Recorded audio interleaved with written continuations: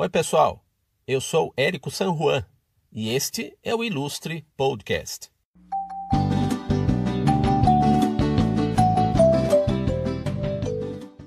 Tanto na TV quanto no cinema e hoje na internet, ele tem em comum o trabalho com o Leandro Hassum. O nosso convidado nesse episódio do Ilustre Podcast é o Paulo Cursino, roteirista campeão de audiência, campeão de bilheteria e campeão dos streamings. Nesse pódio, ele está também com seus textões e reflexões nas suas redes sociais. Vamos lá para mais um episódio e mais um papo no Ilustre Podcast.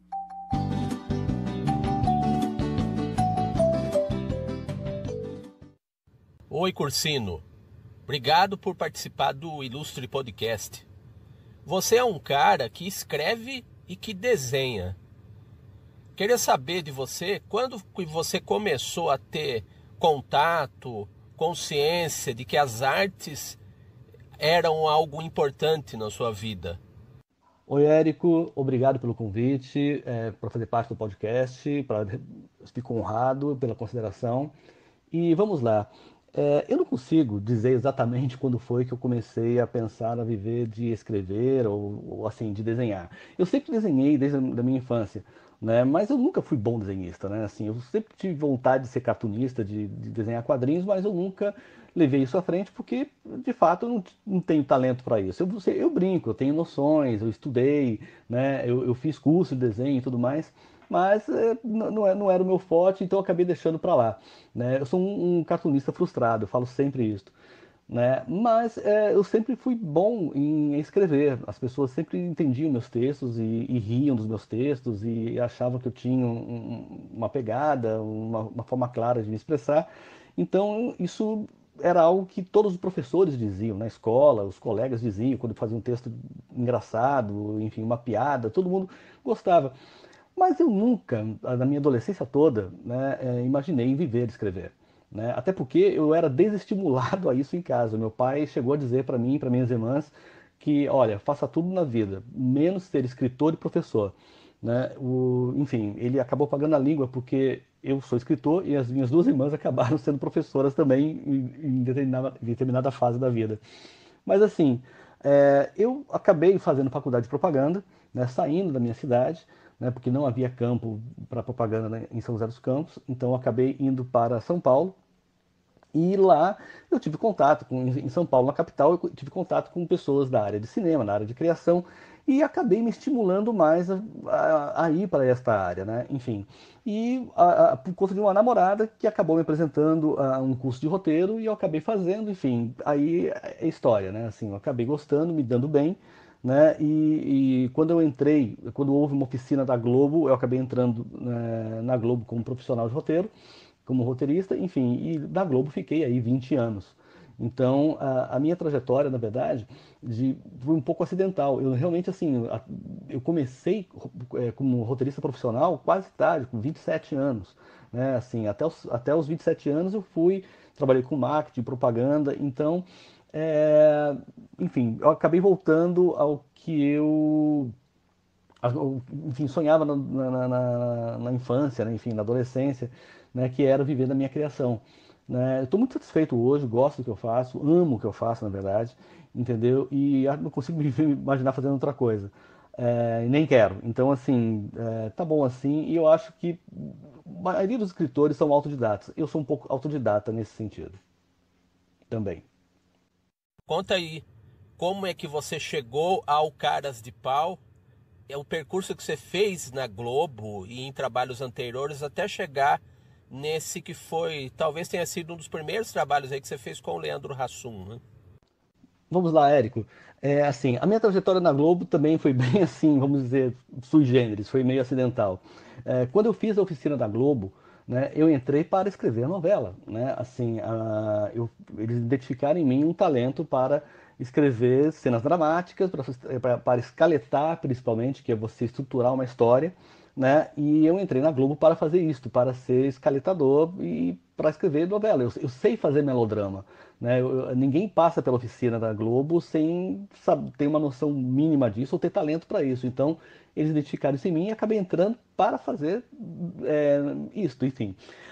E aí, o Flávio de Campos identificou na mesma oficina que eu também tinha mão para humor. Né? Ele falou assim, cara, você pode jogar nas duas frentes. Então eu entrei na Globo e confesso assim que eu tive uma experiência com novela. Eu fui colaborador do Walter Negrão na novela Vila Madalena, né, que eu não gostei, eu não curti fazer novela, né, a verdade é essa. Eu acho novela um produto que eu admiro quem faça, eu acho que o produto ultra que funciona muito bem com o público, respeito o sucesso das novelas, mas que não era para mim, né, eu identifiquei isso muito rápido, e aí isso foi um problema, né, porque eu fui contratado para isso e agora eu não quero fazer aquilo, mas é claro que havia os programas de humor da casa, e eu acabei sendo direcionado para os programas de humor. E nos programas de humor, eu acabei, um dia, colaborei em vários. Colaborei no Sai de Baixo, colaborei na Grande Família, fui redator final do Sob Nova Direção, fiz vários especiais de final de ano, pilotos de séries, fiz várias coisas em termos de humor. E acabei também colaborando na redação final do Zorra Total, onde eu conheci o Leandro Hassum. Né? E ali no Zorra Total, ele fazia dupla com o Márcio Smelling, de um quadro que fazia bastante sucesso, que era ele e o Márcio, que fazia uma dupla de seguranças e tudo mais. E a gente acabou se conhecendo, né? E eu sempre achei o Leandro Hassum muito talentoso, muito engraçado. Eu falei, cara, você tem cara de cinema, a gente tem que fazer alguma coisa logo, né? E ele falava, pô, tô aí pra jogo. E a gente sempre se deu muito bem, sempre fomos muito próximos, né? Desde essa época.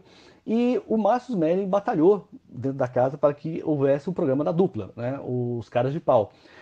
Foi esse sucesso do Caras de Pau, na verdade, que levantou o nome do Márcio Smelling na casa e ele se tornou um grande nome do humor depois. Enfim, hoje ele está fora por outros motivos, mas naquele momento ele mostrou uma competência muito grande e eu fui parceiro do Márcio nessa época, né? A gente trabalhou muito próximo juntos e botamos o programa no ar. Eu acho que é o único programa que eu entro como crédito de produtor dentro da Globo, né? Porque eu realmente participei desde o início, ajudei em várias coisas, né? Não só eu e ele, mas tinha uma equipe também.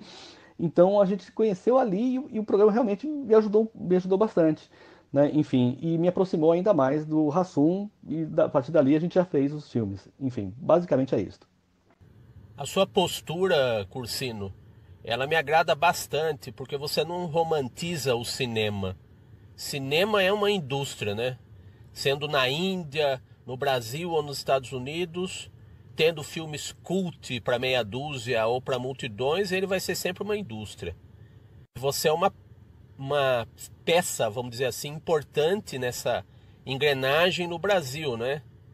O diretor Roberto Santucci é uma parceria que você fez aí nessas últimas décadas, né?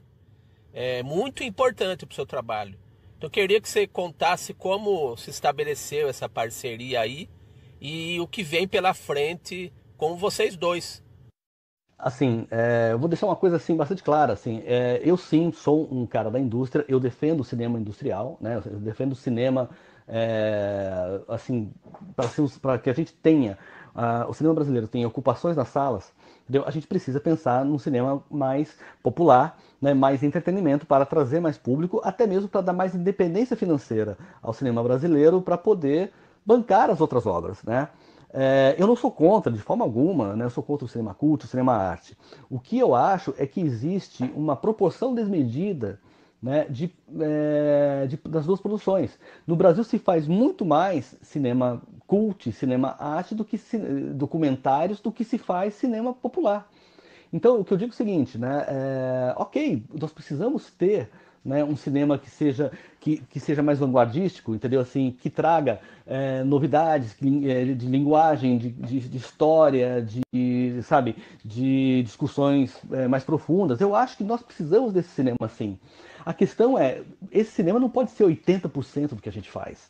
Né? Eu acho que está desmedido. Eu acho que você tem que ter 80% de indústria e 20% deste outro cinema. Não porque um é melhor do que o outro, não é questão disso, mas é que um acaba dando independência para que o outro exista. Uma indústria forte faz com que você acabe treinando profissionais, não só de roteiro, da criação, mas técnicos, iluminadores, fotógrafos, todo mundo, entendeu? Então todo mundo ganha com o cinema industrial.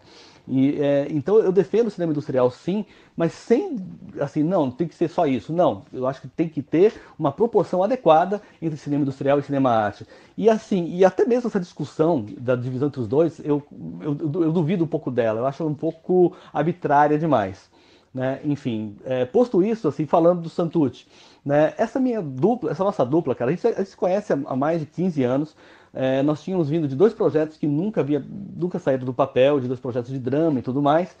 E aí, quando ele teve a ideia do De Pernas pro Ar, a gente se aproximou, né? E ele me procurou, eu até contei essa história no meu Face, né? Que tá lá para todo mundo ler, como foi que a gente começou o filme De Pernas pro Ar, a batalha que foi para tirar do papel. E foi incrível, porque a gente se deu muito bem, né? A gente estabeleceu que nós temos uma dupla muito forte e que a gente consegue se entender. É claro que temos nossas discussões internas sempre, mas funcionou, né? E a gente vai continuar funcionando e trabalhando juntos, porque cada vez mais afinado, porque é aquilo, né? É muito melhor você trabalhar com quem você conhece e você confia, né? Cinema é indústria, cinema é equipe, sim. Então, sabe, acima da autoralidade nesse momento. Eu acredito muito nisso. O seu ofício de roteirista é um ofício que é especialmente complicado. Eu queria saber de você se você acha que no Brasil tem aparecido novos talentos aí na sua área do roteiro, e o que você acha que com o surgimento da Netflix o cinema vai tomar um outro rumo. Érico, eu acredito que, assim, sempre surgirão novos talentos. Acredito não, isso é um fato. Entendeu? Sempre surgirão novos talentos, sempre surgirão novos nomes. Eu acho que quanto mais canais, tipo, como a Netflix houver, né, assim, quanto mais canais houver, mais gente vai surgir, porque vai dar mais chance para as pessoas apresentarem seus trabalhos, enfim. Na quantidade sempre se chega à qualidade. Né? É claro que tem, assim, também abrirão as portas para muita gente ruim, sem talento, para picaretas que não sabem escrever e estão lá tirando onda de roteirista. Tem muito disso hoje, entendeu? Tem muita gente que é mera redatora e está se achando autora, entendeu? Então, assim, sabe, redatores que se acham autores, enfim. Mas os talentos sempre surgirão. Né? É claro que o talento ele é raro. E com a quantidade também surge uma questão importante, que é a competitividade, que é a concorrência. Quanto mais gente fazendo, mais difícil fica criar e mais espaço e menos espaço acaba tendo lá na frente, enfim. Então, eu acho que o jogo vai ser sempre o mesmo, entendeu? Assim, quem é bom se sobressai, quem não é, fica para trás. Né? Isso aí vai ser em tudo na vida, entendeu? Assim, não só na área de roteiro. Né? É assim com jogador de futebol, é assim com engenheiros, é assim, sabe? E eu acho que os enganadores, como sempre, eu já vi vários, entendeu? Assim, com o tempo são retirados naturalmente do mercado, porque os produtores veem quem consegue produzir, quem consegue criar e quem não consegue, entendeu? Então, assim, quanto mais canais houver, é claro que mais oportunidades vai haver. Então isso é sensacional. Vocês estão pegando, os roteiristas de hoje estão pegando a melhor época que há para ser roteirista no mundo, entendeu? Assim, em todos os tempos. Né? Assim, nunca houve tanto campo de trabalho. Mas ao mesmo tempo vai disputar com muito mais gente. Então, e essa disputa vai acabar revelando, né, quem realmente sabe fazer e quem não sabe. Eu estou muito atento a isso, eu conheço alguns novos nomes muito bons, entendeu, que estão surgindo. E assim, né, o meu nome, por exemplo, eu já sou um cara muito estabelecido, né, mas carreira de roteirista se faz, cara, com o seu currículo, né, assim, com a sua história, né, com o que você já fez, com os seus acertos. Né? Então, assim, não basta apenas escrever, sabe, escrever e ter volume e não ter resultado, entendeu? Então, eu acho que eu vejo com muito bons olhos a chegada do streaming, né? Isso vai mudar a forma de trabalhar, sim, já mudou a forma de trabalhar, né? Mas é uma coisa muito positiva. Eu digo para todo mundo e digo sempre, não há melhor momento, cara. Não há melhor momento na história para se trabalhar no audiovisual, né? Agora é aquilo, né? Você vai disputar com muito mais gente, né? E quem for bom realmente vai conseguir se distinguir aí. Cursino, vamos para os finalmente aí do nosso papo. Quero agradecer a gentileza, pela disponibilidade. Uma pergunta que é quase uma intimação aí. Quando que você vai publicar um livro com os seus desenhos, com os seus cartoons? e outro talvez com os seus textões de Facebook, né? Cara, eu nem tenho volume de material para publicar um livro de cartoons, cara. Eu teria que fazer esses cartoons ainda, enfim. Eu tenho muita vontade de voltar a brincar, a desenhar, a fazer cartoons, enfim. Mas como já tem muito cartunista ruim na praça, eu acho que não precisa de mais um, sabe assim? Eu não queria, na verdade, é, enfim, aumentar o mercado dos cartunistas sem talento.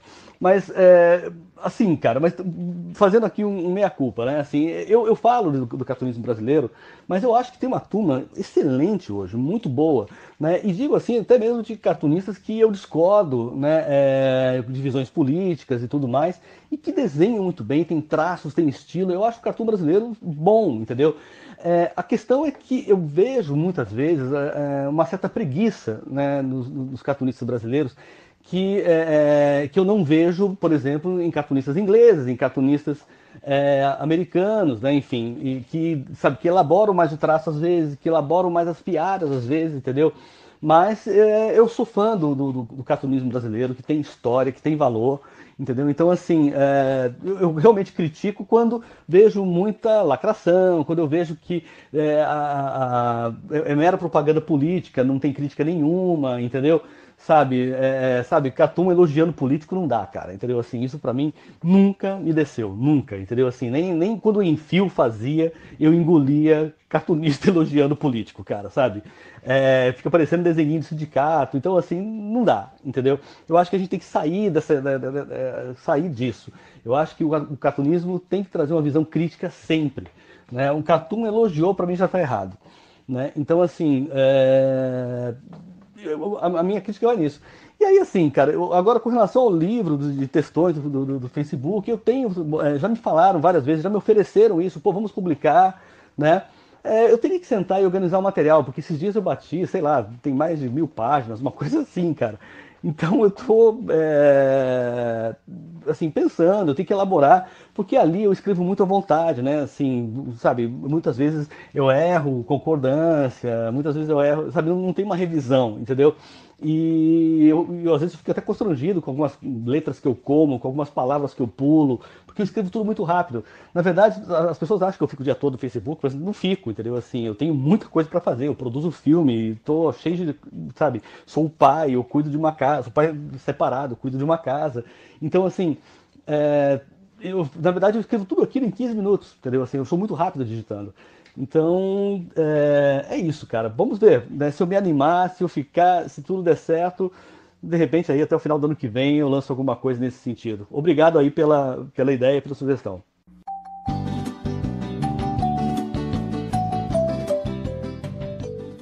É isso aí, pessoal. Espero que você tenha curtido esse papo curtinho com o Paulo Cursino. Eu sou Érico San Juan e este é o Ilustre Podcast.